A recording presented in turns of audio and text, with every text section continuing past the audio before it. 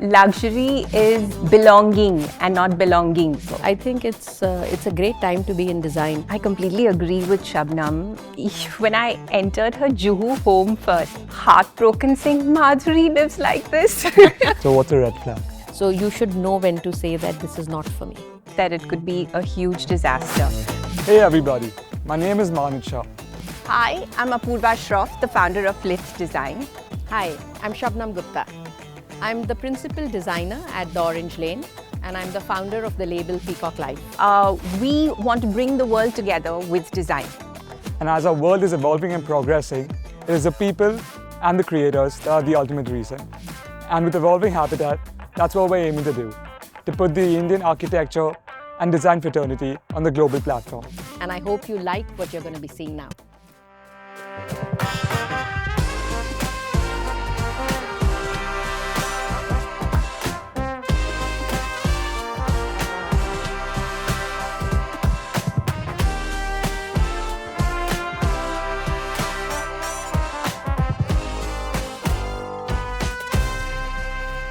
So where do you get most of your clients from? Is it social media?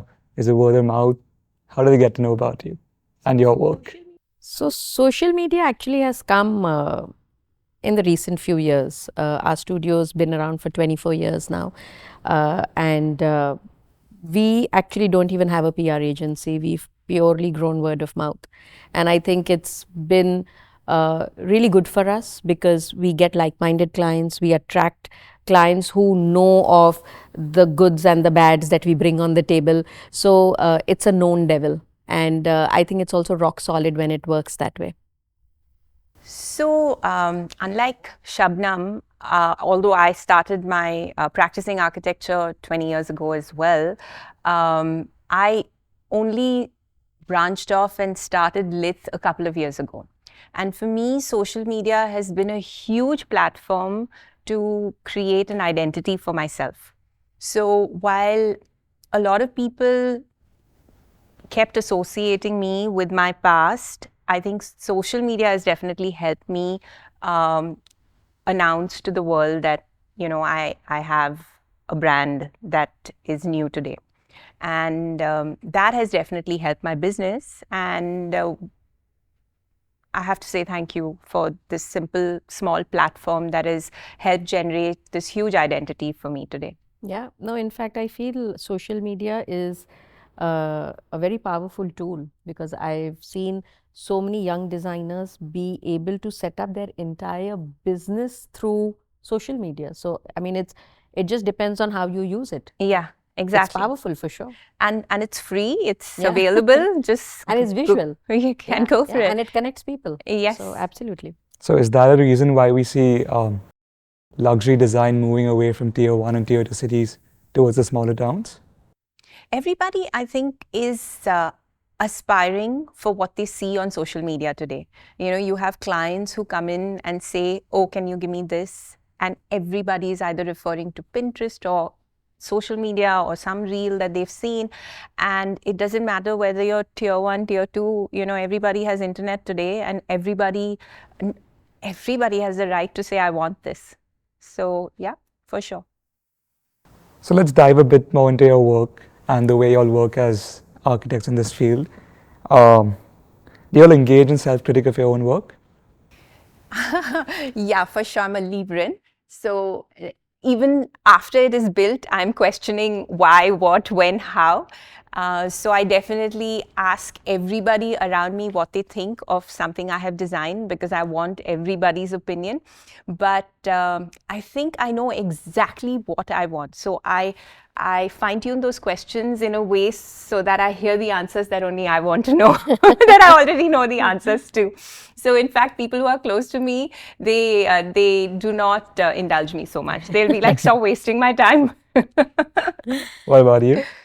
I am a very restless soul. So I cannot rest on my laurels. I cannot be happy. I'm happy for the moment that, okay, we've achieved this, we've done that, let's move on. So the same applies to the kind of work the studio does. I like to understand what we can better. I'm very hungry to know what's new in the market.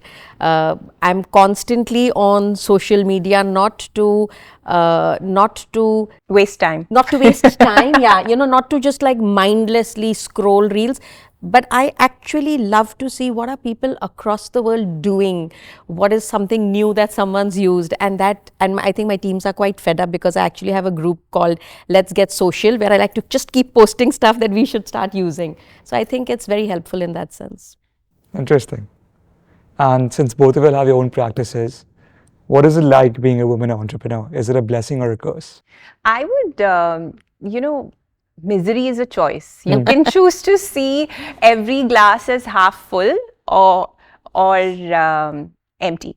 And frankly, for me, I'm extremely positive and believe in the power of the universe.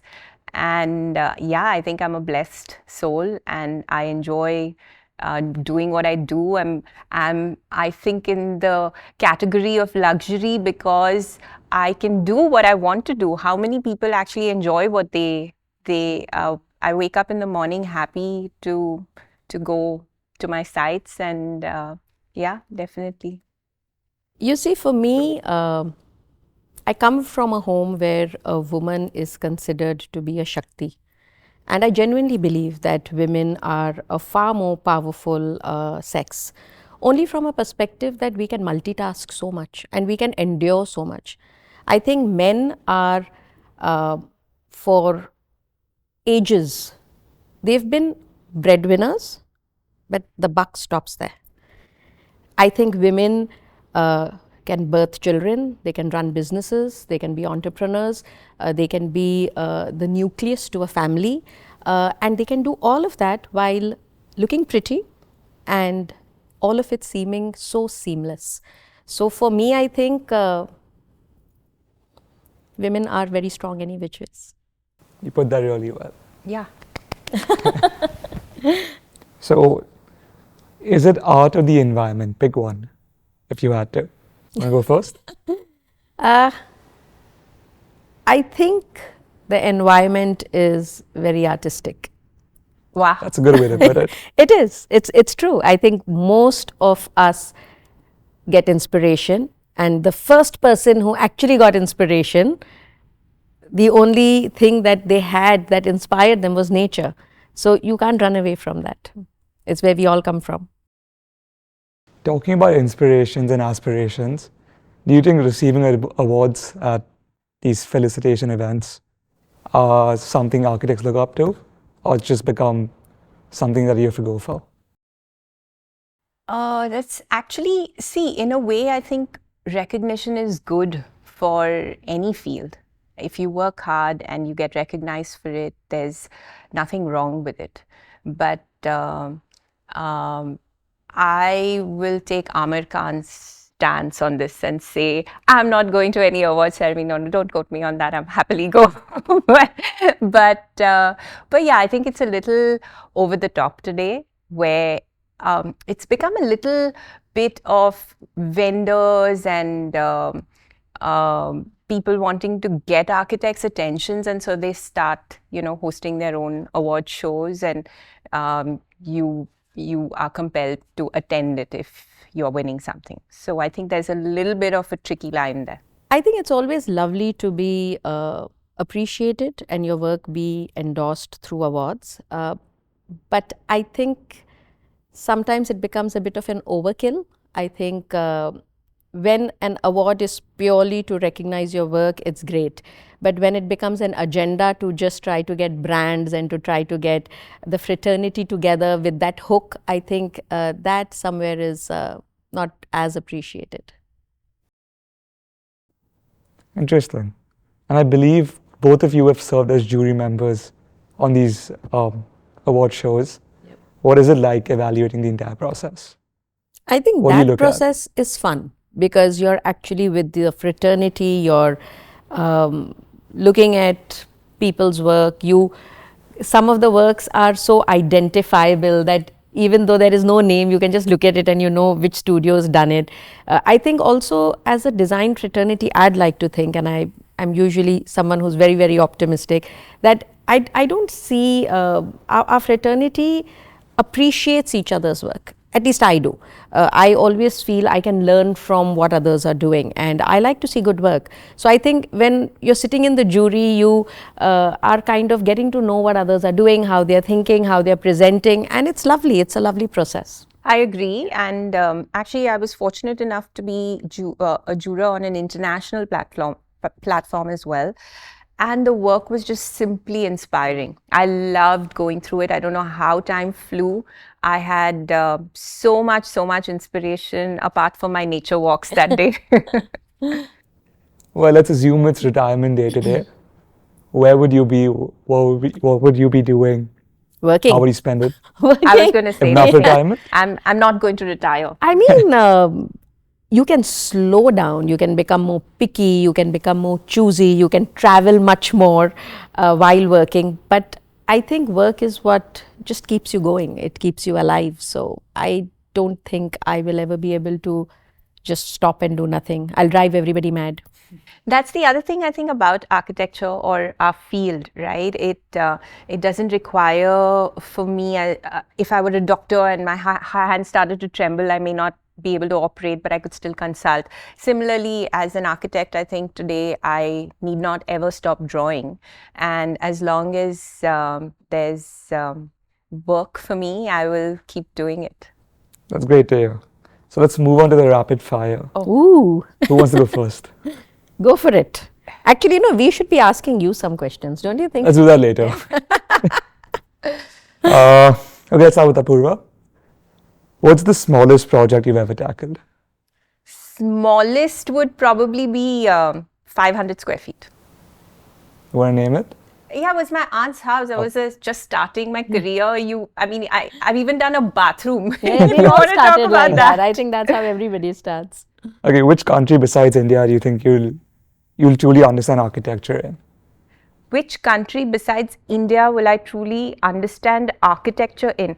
I think I would have to say Italy. Sorry for the cliche, but and have I told you how beautiful their marble is? And where do you get that? You see it right And behind you. who is really good to go to? Is this an endorsement podcast? No, but truth be told, really, I have walked through Rome and looked at those buildings made out Just of stunning, Travertino yeah. and just said, wow, with jaw-dropping awe. And even some of the sculptures. Yeah. I mean, you need to touch them to see how have they managed to create those drapes to actually have translucency. It's beautiful. It's insane. Yeah. Who's your favorite architect besides Shabnam, of course? Can't name her. Okay, I'm going to have to say Zaha Hadid. I just absolutely have found inspiration in her work, and as a kid, as an architecture student, I've just been in awe of her. I'm a fan as well. The last piece of advice you got from someone? The last piece of advice that I got from someone, to brush up on my Excel skills. Really? because I clearly don't know how to bill anybody. And something that was so beautiful that you felt like stealing it? Something that was so beautiful. Okay, so this, as a kid, okay, I remember this. My cousin came home with a dictionary and it was this small, okay, and it was fat. And you had those mini pages, and it was just something I wanted so badly that I think I actually stole it. Borrowed it quietly. Yeah. Snuck it into your knapsack. Yeah. I just hope that she forgot about it. Well, I think you did pretty well. Thanks. Let's move on to Shabnam. What's the biggest project you've ever worked on? 50,000 square foot private residence. Definitely not in Bombay. I have an NDA, so I can't talk about it. Sorry. Any favorite art pieces that resonate with you? So many. Pick one. So I am not one of those who collects art from a perspective of investment. I am somebody who collects art because it speaks to me. So I actually have pieces from old temples, which I have gotten from really, really far-flung areas in India, and they are gorgeous statues which have been restored. So I think for me, a lot of those pieces, like one of my most favorite is an Afghani throw that I have, which is a vintage throw. It's a 200-year-old throw. So for me, it's those pieces that have far more meaning to me. Cool. Who's your favorite architect besides Apoorva, of course? So I have recently been tripping on the work of and literally stalking him. He's a French architect called Baptiste Bohu, and he has mad work. He's so uninhibited that I'm completely loving what he's doing. And the last piece of advice someone gave you? To start balancing my work-life balance and work less and balance more. Which is true. I should. That should be the mantra for everyone. I should. I have a common question for both of y'all. A home that you want to own, anywhere in the world right now. A home that I want to own. That you want to own. That's a tough one. I think I own a pretty good home already. Yeah, I mean, I think a home is, of course, the external factors matter so much. So, In terms of the design. Oh, in terms of design. I think for me it would be more in terms of location. Like, I'd love to own a home on the cliff edge, having access to a private beach. Like, I think for me something like that would be a dream home. What about you? So I have a home on a cliff's edge. The beach is not close by. Good enough. Works. But okay, I'm going to stray a little bit from that. But I often wonder, when you go to all these Italy, for example, or the Palace of Versailles, and you walk through those palaces, right? Every time, without fail, there is this thought that occurs to me. It's like, what if in my last life I was the princess that owned this villa or this palace, and what would I be sitting and doing here, and trying to imagine myself living in that space. And I think it's exciting every new palace or one of those museums that you visit. So that's whatever. Sorry, but deviates from your question, but that's for me. It does answer it, of course. So what do architects do besides creating buildings and designing houses? I would say creating vatavarans. I'm trying to say that. And what was working on your first project like? So I'll tell you this, okay? And where was it? So I was moving back from America to get married. I was literally getting married in January, and I moved back in November. And my father-in-law requested me. He said, I would really like it if you did your room up. And it's my room, so why not? And I thought it was really sweet. So I said, okay, yes, I'm going to do this. And of course I can do it. I had 1 month between moving back and getting married. I lived in Bandra, and my husband's house was in Churchgate. I used to take the train and go every day. I didn't know anything about working in Mumbai, okay, because I just moved back from the US. And it was my first project. My mom was furious with me because I would be like going by train in the morning and coming back home at night and completely lost because I had no idea what I was doing. And at the end of it all, it wasn't like whatever. She banned me after when there were like 10 days left of the wedding. She said, you're not going anymore. And I was really sad about not having finished. It was literally 1 room and 1 bathroom. And I was complaining to my to-be husband saying, I'm feeling really sad that I didn't finish it. And Kunal looks at me and he says, it's really unprofessional of you. Almost called off that wedding. What about you, Shabnam? I actually got very lucky with my first big break. A friend from London requested me to do up their outhouse that they had just bought, and the family lived in London, and they said, we trust you completely and just do it. We love your sense of style, we'll go with it. And it was like a very big responsibility because it was a huge 4 BHK apartment in Juhu. The clients weren't there, they just transferred the money. But I remember I used to stand on site for 6 hours, 8 hours at a stretch because, when someone puts that kind of responsibility on you, you just take it upon yourself to give it everything you've got. And that project, literally being our first, made it to the cover of Society Interiors. Oh, lovely. Wow. And I just never looked back. So we just struck lucky. Wow. So what advice would you all give to someone who's just entering the industry? So if I had to go back and look back on my trajectory, I think what I was in America and I just finished my graduate school education. And at that point, honestly, for me, the most important thing was to repay my parents and the loan that I had taken to actually educate myself. So I went to work for the person who I was getting 2 rupees more from. Instead, I should have actually looked up people that inspire me and worked, even if it was for free, just so that I could bank on my my learning and experience. And that's something I think a lot of kids today coming out of college, especially the good ones, are jumping to start on their own. And I feel those initial years when you can actually, when you're out of architecture school, you really know nothing. You really need to capitalize on your experience and pick and choose the right inspiration. And that's what I would advise architecture students today, to look for role models and learn from them. Well said. Yeah, no, I agree with Apoorva completely. I think today's students coming out, there's that instant gratification. They want the money. They want their first paycheck to be a big paycheck. They want to switch jobs just to be able to get that hike. I understand that, but that's not how real life works. You need to go through the grind. You need to work in firms where you resonate with the work, where you will learn.